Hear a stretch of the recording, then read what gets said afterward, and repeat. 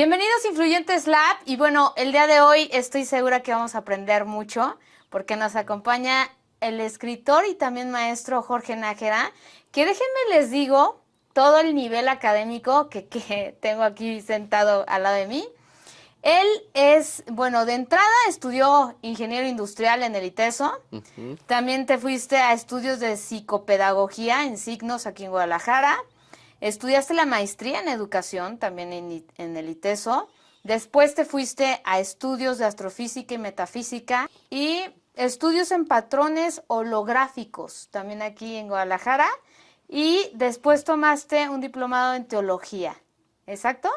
Pues bueno, sí, algunas de las cosas que he estado transitando, sí, efectivamente.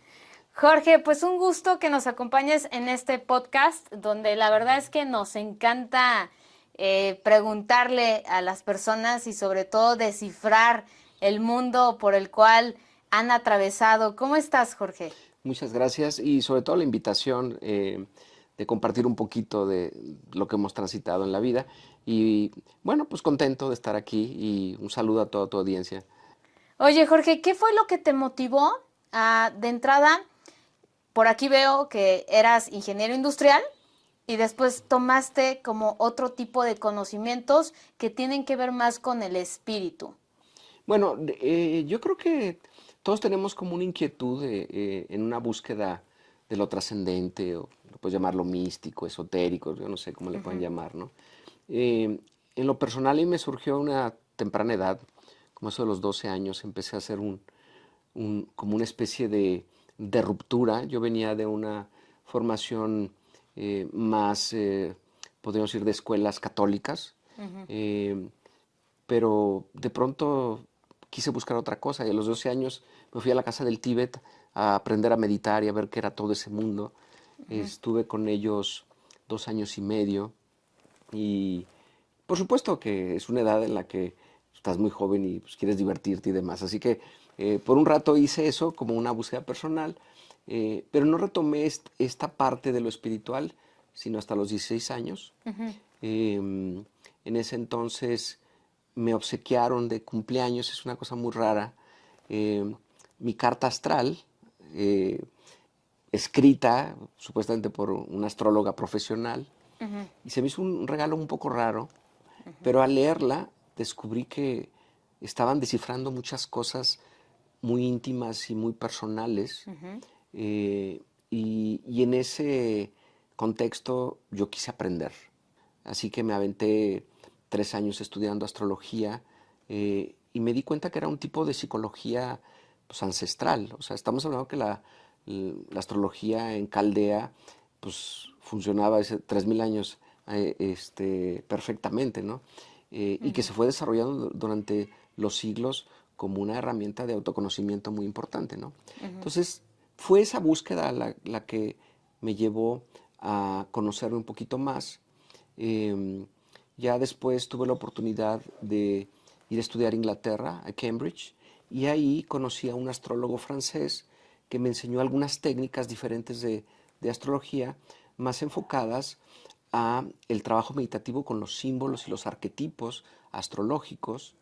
Eh, Sin embargo, bueno, yo ya tenía esa formación más académica y yo tenía la intención de regresar a México a estudiar ingeniería industrial en ese entonces, ¿no? Entonces era como una partición mía, la parte académica y la parte del trabajo profesional que quería desarrollar, y por otro lado mi inquietud muy personal de esa búsqueda. Em, Regreso a México y me vuelco totalmente a la ingeniería y a toda la parte académica. Sin embargo, justo antes de terminar la carrera, una muy buena amiga me dice, bueno, y Jorge, ¿por qué no das una charla sobre astrología? Yo le dije, pues, ¿a quién le va a interesar la astrología? O sea, y me dijo, yo te consigo un grupo y lo das. Le dije, bueno, si lo consigues, la doy, ¿no? Eh, Después, no sé, habrán pasado 2 semanas, y pues me encontraba con un grupo de 50 personas de diferentes formaciones, psicólogos, de diferentes cosas que buscaban saber qué era la astrología, ¿no? y bueno, pues empecé a dar clases de eso. Y eso me llevó a una cosa y a otra cosa y otra cosa. Y como que yo tenía una doble vida. Me voy a detener también en esa parte porque para los que nos están escuchando, la astrología, ¿quiere decir que nosotros nos rige el universo? Ok, esa es una buena... no funciona así. La astrología es una interpretación de ciclos y ritmos. Todo en la naturaleza tiene esa capacidad de entrar en fase o resonancia con esos ciclos. Por ejemplo, vemos la luna, vemos las mareas, vemos los ciclos femeninos que son lunares, vemos cosas que tienen que ver con la luna. Pero la astrología no tiene mucho que ver con esta idea meramente de lo físico, sino tiene que ver más con lo trascendente. Entonces no estamos hablando de la astrología, de los horóscopos de las revistas de farándula y esas cosas que es realmente a mí cuando me hablan de eso me da como un electroshock, porque digo, eso es una porquería, ¿no? Yo sé que la gente se puede divertir, ¿no? El estudio de la astrología, si quieres ser un buen astrólogo, pues a lo mejor entre unos 8 y 15 años para ser un astrólogo, por ejemplo.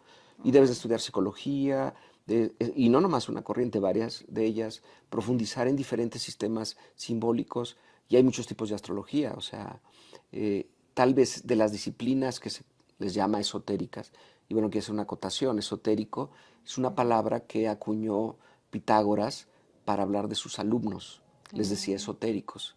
Es una palabra que tiene una raíz que quiere decir para los pocos. Porque muy poca gente realmente le quiere entrar a un estudio serio y profundo de sí mismo y de esas leyes naturales que de alguna manera nos conectan con ese devenir rítmico y oscilante de la realidad, ¿no? Entonces, la astrología es una interpretación de la vida a partir de una serie de símbolos arquetípicos que se conectan con esos ritmos de la naturaleza.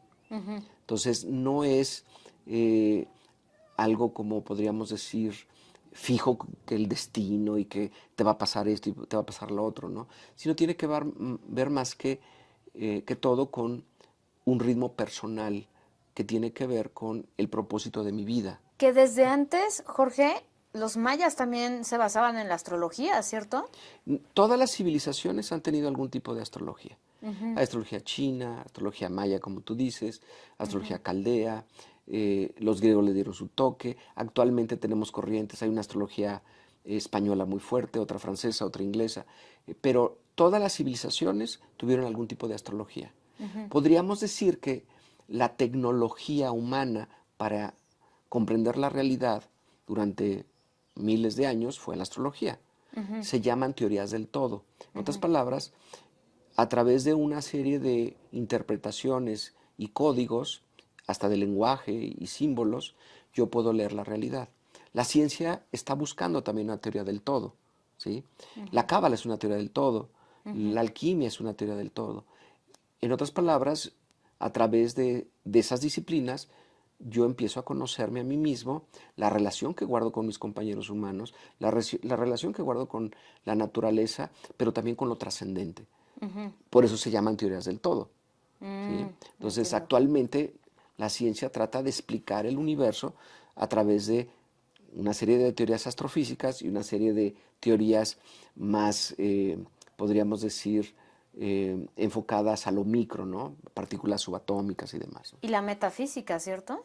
Bueno, la metafísica, primero que todo, es una rama de la filosofía, es meta más allá de lo físico y por lo tanto habla de intangibles, pero también el pensamiento es metafísico, ¿no? El mundo de las ideas es metafísico.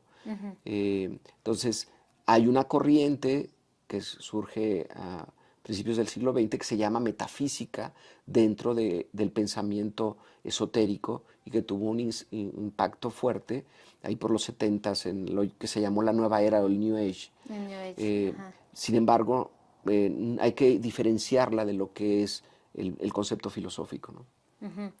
Y después de este conocimiento, ¿lo que te atrapó fue la cábala? Sí, se dio de una manera muy orgánica porque a partir de este grupo hicimos pues una muy buena amistad y como una especie de equipo de investigación queríamos conocer un poquito más. Teníamos una mística muy especial, éramos un grupo de 12 personas, de esas personas, 10 habíamos tenido una formación, podríamos decir jesuita, en el sentido de que todos habíamos pertenecido a escuelas jesuitas o universidades jesuitas. Y teníamos una mística de servicio, una mística de aprender para servir.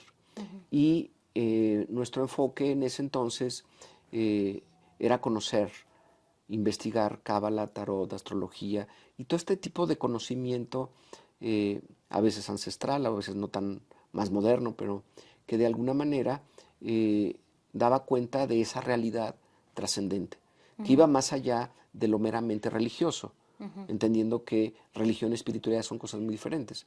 Entonces la cábala, la astrología y demás no tiene que ver con una religión, tiene que ver con una búsqueda espiritual más personal, ¿no? Y para ti, Jorge, a nivel personal, ¿no chocaba? Es decir, a lo mejor el pensamiento que se tenía en tu casa, los valores de tu casa con esto No, nuevo que ibas a estuvo aprender. súper interesante. Ajá. A veces se llega a este tipo de búsquedas por crisis o por momentos difíciles. En mi caso, fue una búsqueda gozosa todo el tiempo. Jamás tuve una oposición, jamás tuve alguien que de alguna manera en mi familia criticara lo que me gustaba, lo que yo buscaba. Creo que he sido muy afortunado en este viaje. He tenido excelentes maestros. O sea, cuando hablo de excelentes maestros, en las diferentes disciplinas he tenido maestros a nivel mundial muy buenos. O sea, escritores renombrados o grandes, pues podríamos decir, eruditos en sus temas, ¿no? Entonces, en ese sentido, sí, no había nada en México, había que salir fuera, había que estudiar fuera. Estamos hablando de una época donde, bueno, estaba muy incipiente lo del internet, las computadoras, cosas de tipo. O sea, era mucho más difícil, ¿no? Entonces, pues tenías que ir a buscar quien te enseñara.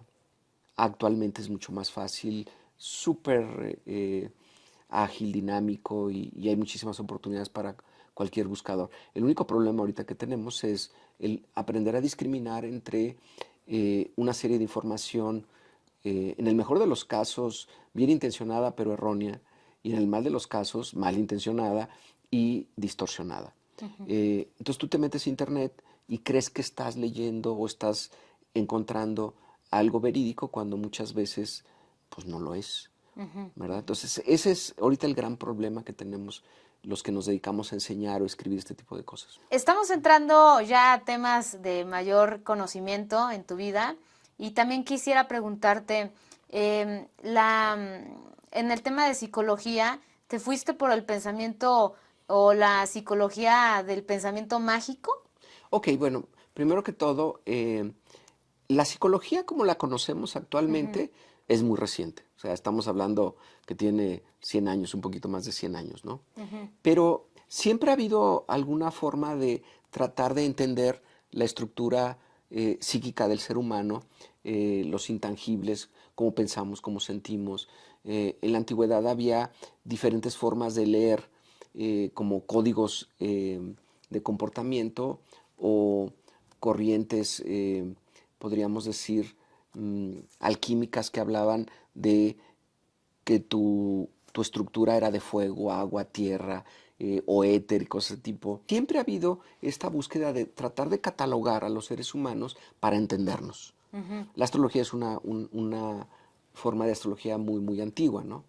Sin embargo, con el surgimiento de la psicología moderna, no sé, principios del siglo XX, se da un movimiento muy interesante porque en esa misma época está surgiendo un renacimiento del pensamiento mágico en Occidente, específicamente en Inglaterra, a través de una orden mágica llamada la Aurora Dorada o The Golden Dawn, y algunos miembros se unieron al pensamiento psicológico de la época. De hecho, hubo quienes estudiaron psicoanálisis pues cuando estaba empezando ese movimiento, ¿no? O psicología analítica de Jung. Por ejemplo, yo soy más de psicología analítica junguiana, y Jung era alquimista, era astrólogo, y aun cuando tenía un pensamiento científico muy potente, pues es innegable que sus experiencias místicas y psíquicas permearon toda su obra, ¿no?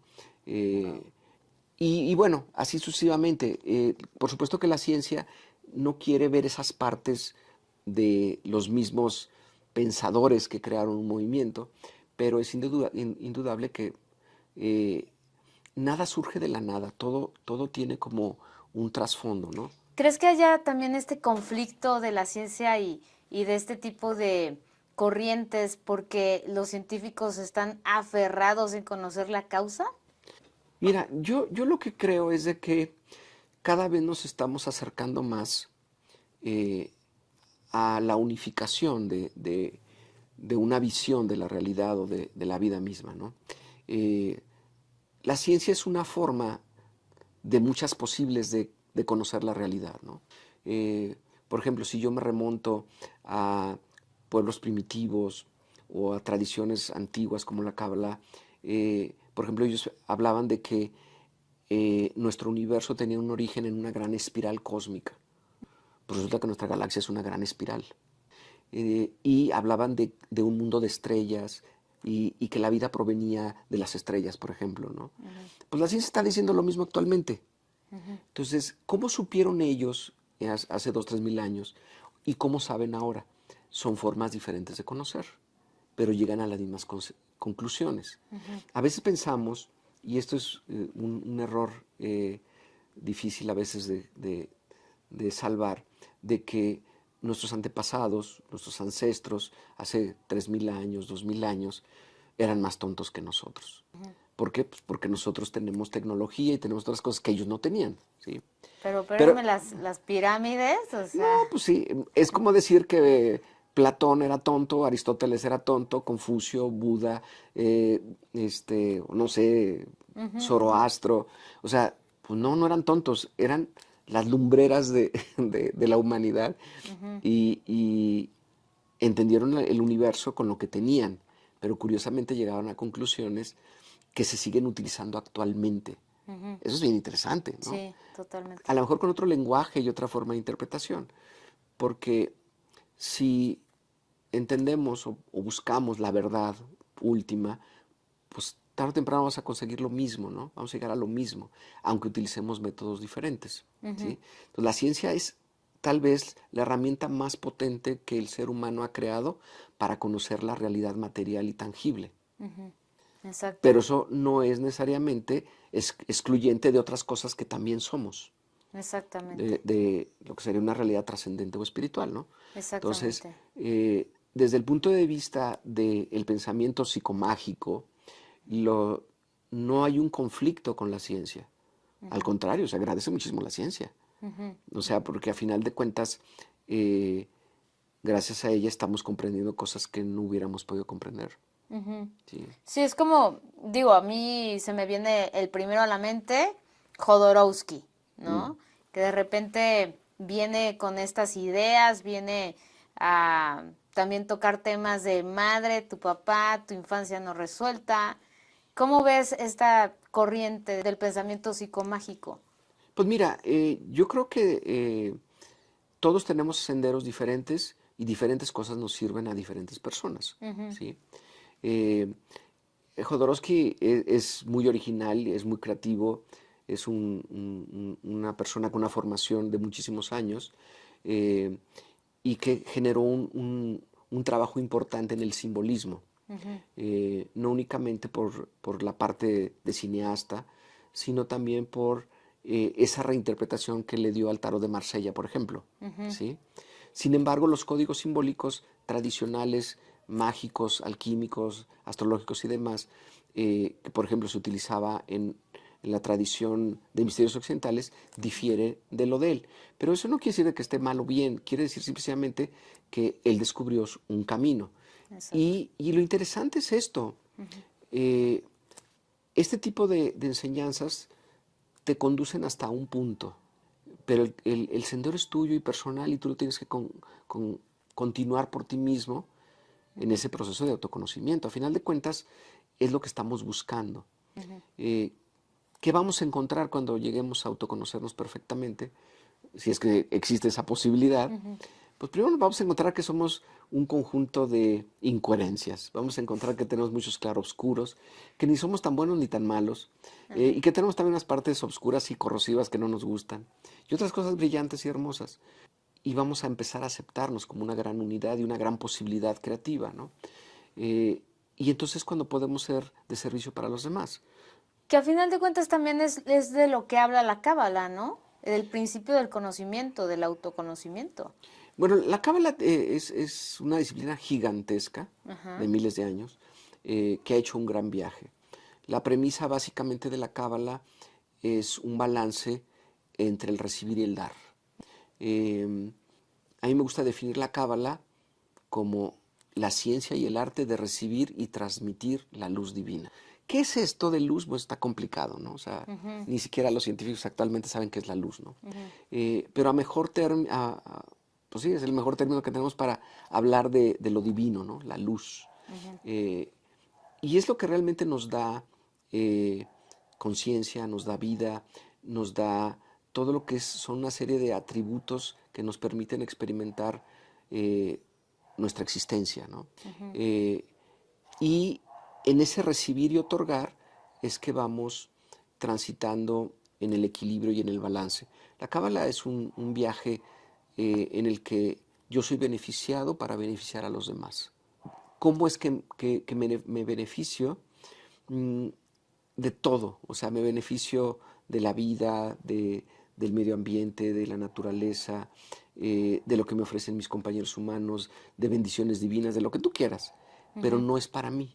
Órale. Es para compartir. Ese es como el secreto de la Cábala. Cuando tú te quedas y dices, esto es para mí, bloqueas el flujo de la luz. Es como si te convirtieras en un opositor, un antagonista de lo que la vida es, que es el fluir, el transformar y el evolucionar. Que Entonces, nos escuchen los que están atesorando ahí todo su dinero, ¿eh? sí, es interesante. El tener, o sea, la Cábala nunca está en contra de la prosperidad, la riqueza y bienestar, por supuesto que no. Sin embargo, en ese recibir y otorgar debe de haber tal balance que no haya carestía y que haya abundancia suficiente para compartir. Si yo tengo muchísima riqueza, que a final de cuentas los economistas dicen que es un exceso de producción, tengo mucho de algo, soy rico, estoy en desbalance. O sea, energéticamente yo entré en un conflicto, tendría que aprender a compartir esa riqueza. Qué interesante. Oye, Jorge, y todo esto que me has platicado ahorita, ¿de qué manera a ti te ha servido a nivel personal? Mira, yo creo que en lo personal me ha dado una visión de la vida.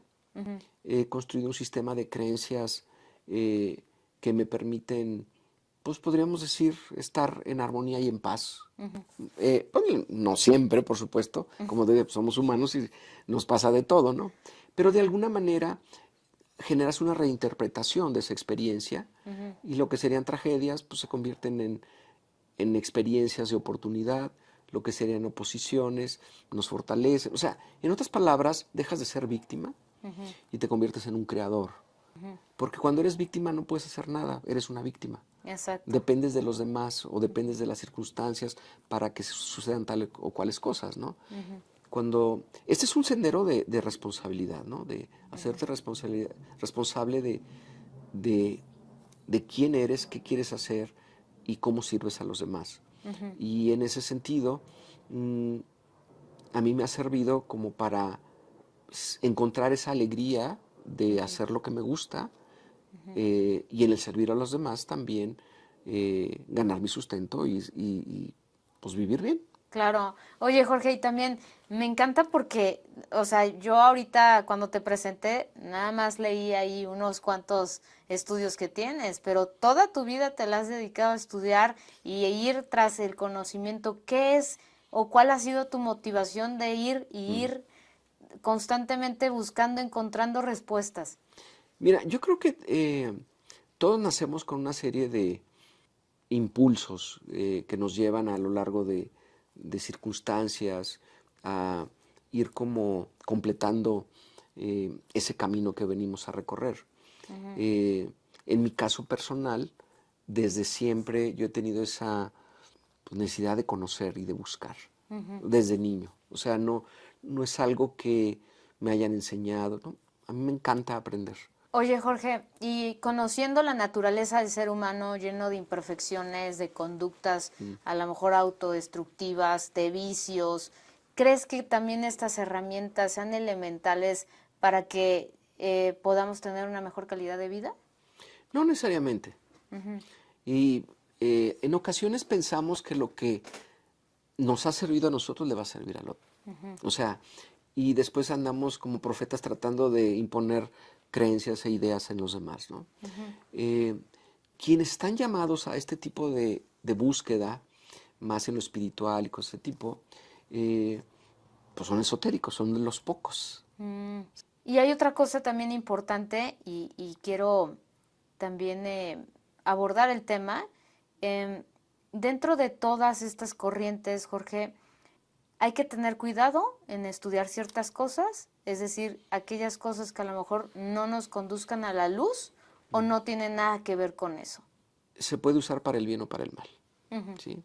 Todo lo que creamos no es bueno o malo, somos creadores por naturaleza, pero la intención y el uso que le demos es el que le va a dar esa tonalidad de color, ¿no? Blanco, negro, bueno, malo también. Increíble, Jorge.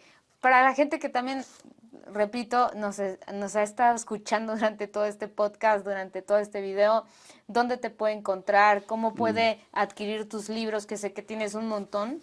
Mira, nosotros tenemos una escuela de misterios donde enseñamos estas disciplinas, cábala, tarot, astrología. Tenemos muchísimos años con la escuela. Somos parte de una comunidad internacional de escuelas de misterios. Nos llamamos la Fraternidad del Círculo Dorado. La sede está en Guadalajara, curiosamente. Tenemos alumnos en España, Estados Unidos, Inglaterra, en diferentes partes del mundo. Jorge, pues muchas gracias por venir a este podcast de Influyentes Lab.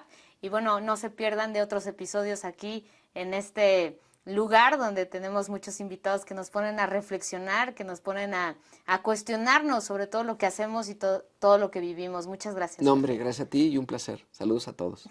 Hasta luego.